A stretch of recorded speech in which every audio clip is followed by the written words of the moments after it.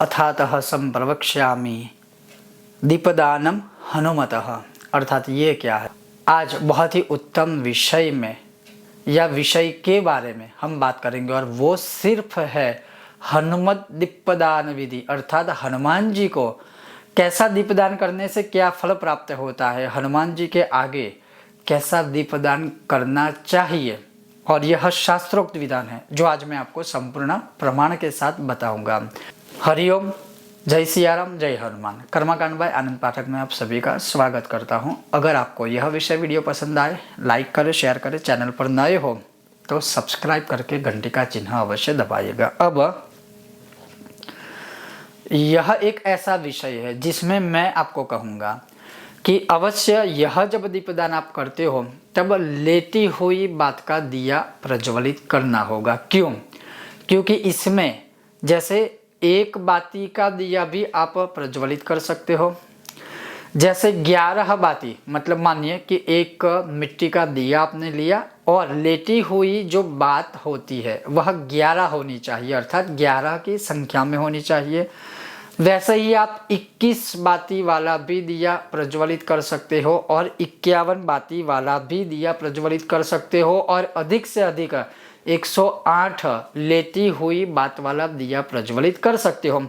लेकिन ऑब्वियसली अगर छोटा दिया होगा तो इतनी सारी बात तो नहीं हम उसमें डाल सकते हैं, तो कम से कम एक बाती वाला, लेटी हुई बाती वाला या 11 लेटी हुई बाती वाला दिया प्रज्वलित करना चाहिए। वैसे यह आप कभी भी कर सकते हो हनुमान जी के सामने, लेकिन जैसे हनुमान जन्मोत्सव है खास करके उस दिन तो अवश्य यह करना चाहिए। इसमें या तो आप सुबह प्रातः काल का जो एक संध्या का समय होता है, प्रातः संध्या का, उस समय कीजिए। जैसे अगर मैं कहूँ तो करीब करीब 6 से 7:30 के बीच सुबह हम, दोपहर में 12 बजे से लेकर 12:45 के बीच में, और सायंकाल में शाम को सूर्यास्त होने के पश्चात रात्रि के 12-1 बजे तक कभी भी यह दीपदान विधि कर सकते हो। ये आप अपने घर में ही हनुमान जी की मूर्ति या फोटो के सामने कर सकते हैं, घर के मंदिर में भगवान के सामने कर सकते हैं, या फिर चौराहे पर जहाँ पर 4 रास्ते जाते हो या क्रॉस करते हो वहाँ पर भी यह क्रिया कर सकते हो। जैसे इसमें लिखा है कि अथातः संप्रवक्ष्यामि दीपदानम हनुमतः येन विज्ञान मात्रेण सिद्धो भवति साधकः। सिर्फ दीपदान करने से, ना इसमें कोई मंत्र है, ना इसमें कोई स्तोत्र है, ना इसकी कोई साधना है, ना उसका कोई नीति है, ना इसकी कोई नियम है, ना इसके कोई ऋषि है, ना इसके कोई छंद है, ना ही इसका कोई काल आदि कुछ भी है। सिर्फ दीपदान करने मात्र से भी हनुमान जी साधकों की कामना सिद्ध करते हैं। लेकिन शुरुआत में मैंने जैसे कहा वो सिर्फ आपको ध्यान में रखना है जो बाती वाली चीज। अब क्या है, स्थानम भेदम च मंत्रम च दीपदाने मनुम पृथक पुष्पवासी स तैलम च सर्वकाम फलप्रदम। अब किसी पुष्प का, ध्यान से सुनिएगा, कोई भी पुष्प का, अगर जैसे सनफ्लावर ऑयल होता है, सूर्यमुखी का तेल, तो वो पुष्प हुआ। वैसे ही किसी भी पुष्प का तेल लेकर, अगर जैसे मैंने शुरुआत में कहा 1 बाती से लेकर 108 बाती तक, अब देखिए इसमें दूसरी एक चीज स्पष्ट करना चाहूंगा। मिट्टी का दिया हो, चांदी का हो, कोई भी धातु का हो, या आप चाहे तो गेहूं के आटे का या उड़द के आटे का भी दिया बना के उसमें प्रज्वलित कर सकते हो। इसमें कोई प्रमाण की आवश्यकता नहीं है। तो यहाँ पर क्या है कि किसी भी पुष्प से निकाला हुआ तेल, अगर उसका आप दिया प्रज्वलित करते हो तो सर्व काम फलप्रदम, सभी काम आपके बनने लगेंगे। तिल तैलम च श्रेयो हेतु पृथक काम गमनाय च। तिल तैलम श्रेयो हेतु, अगर समाज में, परिवार में आपको श्रेय, मान सम्मान आदि कुछ प्राप्त नहीं होता है तो तिल के तेल का दीपक प्रज्वलित करना चाहिए और लक्ष्मी की भी उससे प्राप्ति होगी। अतसी तैलम उद्दिष्टम यशः कर्मणि निश्चितम। जो अतसी आती है उसका तेल या उससे निकाला हुआ तेल है, उससे अगर दिया इस तरह से किया जाए तो वह यश देने वाला होता है। सार्षपम रोगनाशाय सर्वव्याधि विनाशकम।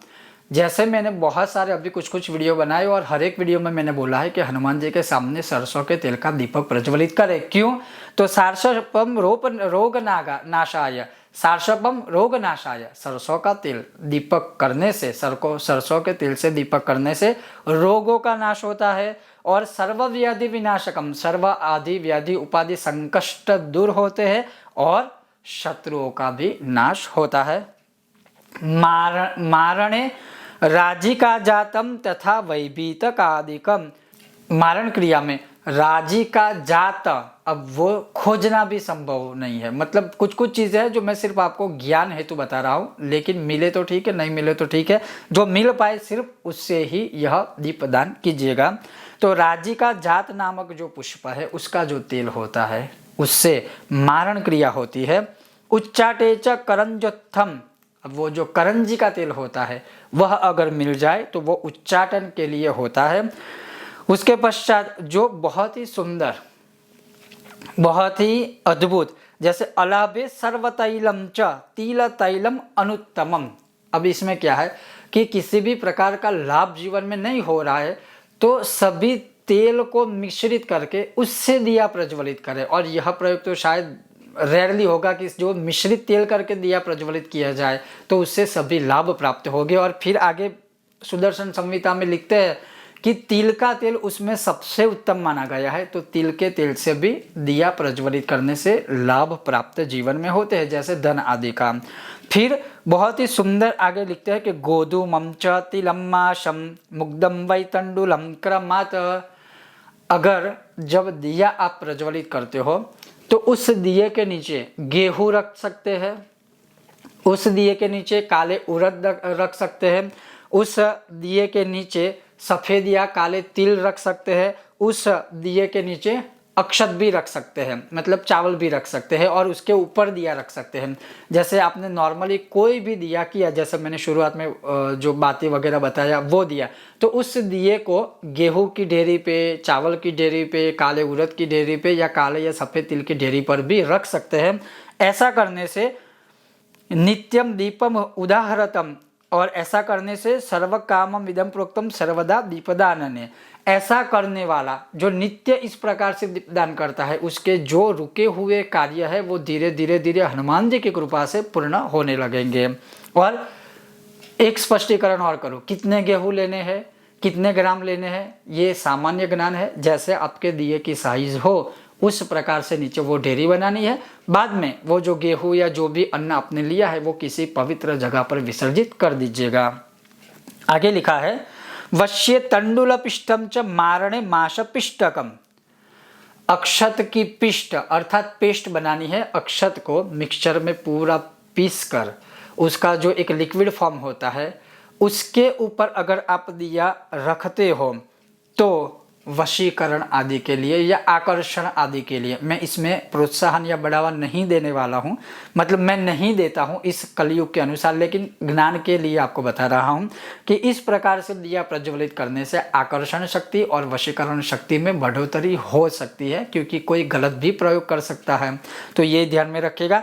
मारणे माशपिष्टकम, उड़द के आटे या काले उड़द को मिक्सचर में पीस कर फिर नीचे वो रखकर ऊपर दीपदान करने से मारणे, मारण भी होता है या किसी ने मारण किया है तो उससे आप मुक्त हो सकते हो। उच्चाटने तिलम कृष्णम, अगर उच्चाटन आदि किया है या करना चाहते हो तो काले तिल को पीसकर नीचे वो रख के ऊपर यह दिया आप प्रज्वलित करके हनुमान जी को अर्पण कर सकते हो, तो उच्चाटन आदि हो सकता है, या अगर किसी ने किया है तो उससे मुक्ति प्राप्त होगी। यवपिष्टम प्रकीर्तितम, जो जौ होते हैं बारदी उसको पीसकर नीचे रख के ऊपर दिया रखने से भी जो है प्रकीर्तितम, जीवन में, समाज में, परिवार में, व्यापार में, जॉब पर जो भी कार्य करते हो वहां पर आपको हर एक प्रकार का मान, यश, कीर्ति, सर्वस्व प्राप्त होगा। उसी प्रकार से मोहन आदि के लिए, जैसे वो तंडुल अर्थात जो अक्षत है जिससे तंडुल बोला जाता है, या यज्ञ के ऊपर उसको तपाया जाता है फिर वो तंडुल के स्वरूप में बनता है, तो वो एक प्रकार है, लेकिन वो शायद अभी आवश्यक नहीं है। फिर है संग्राम में केवलम माशम, अगर कोर्ट कचहरी आदि केस चल रहा है, शत्रुओं से पीड़ित हो तो फिर केवल उड़द का दिया भी आप प्रज्वलित कर सकते हो। अर्थात उड़द का जो आटा होता है उसमें ये सारी बाती और कोई भी तेल लेकर उससे भी दिया प्रज्वलित करने से शत्रुओं से आप मुक्ति प्राप्त कर सकते हो। फिर लिखा है कि जो दिया आप प्रज्वलित करते हो उसमें कस्तूरी अगर प्राप्त हो जाए और थोड़ी सी भी कस्तूरी उसमें डालेंगे तो लक्ष्मीम प्रकीर्तिता मताहा प्रोक्तम, अर्थात आपको 10 प्रकार की लक्ष्मी की प्राप्ति होगी।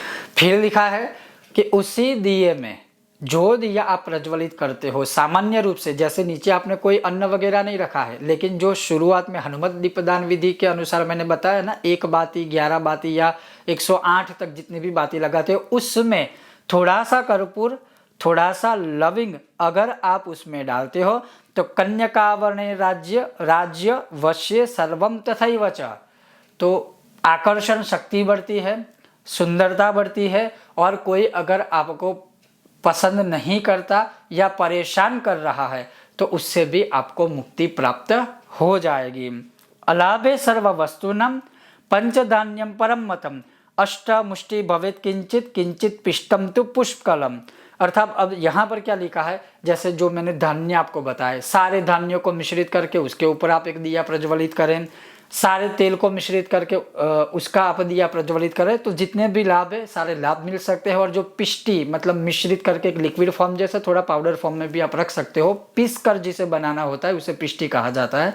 तो ये सारे जो धान्य है उसको पीस कर उसकी पिष्टि बनाकर उसके ऊपर दिया लगाना, उससे भी हनुमान जी प्रसन्न होते हैं। फिर अब क्या लिखा है कि अगर आप नित्य हनुमान जी के विषय में हनुमान जी को नित्य दीपदान करना चाहते हो, अब ये ध्यान से सुनिएगा, हनुमान जी को अगर आप नित्य दीपदान करना चाहते हो, इन सारे प्रयोगों के अलावा सामान्य रूप से जैसे हम हर रोज दिया प्रज्वलित करते हैं, तो क्या करना है कि नित्यम दीपः प्रकर्तव्यस् ताम्रपात्रे हनुमतः।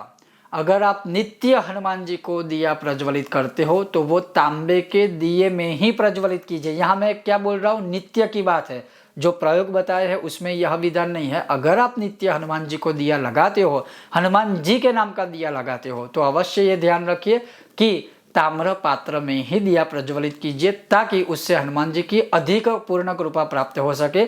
बाकी सारी धातुओं में दीपदान करने से ऐसा नहीं है कि कोई दोष पाप लगेगा, हनुमान जी प्रसन्न नहीं होंगे, लेकिन जैसे विशेष रूप से होता है कि हनुमान जी को यह प्रिय होने के कारण, ताम्रवर्णी होने के कारण ताम्र पात्र में अगर दिया प्रज्वलित करते हैं तो हनुमान जी बहुत ही प्रसन्न होकर बहुत प्रकार के जीवन में लाभ देते हैं। और फिर अंत में एक शब्द में लिखा है कि दीप पात्रे युज्यमाने मारुते है कवचम पठेद। अर्थात जब आप इस प्रकार से दीपदान करते हो उसके पश्चात जैसे यहाँ शब्द लिखा है कि मारुते है कवचम पठेद, अर्थात हनुमान जी का कोई भी कवच पढ़ सकते हो। हालांकि मैं कहता हूँ यह हनुमत दीपदान विधि में कोई मंत्र स्तोत्र आदि का विधान नहीं है। ये क्या लिखा है कि अगर आप चाहे तो यह दीपदान के अंत में कोई भी कवच है या हनुमान चालीसा से लेकर हनुमान जी का कोई मंत्र आदि अगर आप चाहे तो यथाशक्ति पढ़ सकते हैं। तो कहने का तात्पर्य है यह है हनुमान दीपदान विधि, जैसी कामना वैसा दीप, कैसी बाती करके किस तेल से आप इसका प्रयोग कर सकते हो, और अगर आप नित्य हनुमान जी का दिया प्रज्वलित करते हो तो किस पात्र में करना चाहिए, वो मैंने आज इस प्रमाण के साथ आपको बताया। अगर आपको यह विषय आदि पसंद आता है, लाइक करें, शेयर करें, चैनल पर नए हो सब्सक्राइब करके घंटे का चिन्ह अवश्य दबाइएगा। बहुत जल्द मिलते हैं नए विषय और वीडियो के साथ, तब तक आप देखते रहिए कर्मकांड बाय आनंद पाठक मेरे साथ। ओम गणेश, हर हर महादेव, जय सियाराम, जय हनुमान।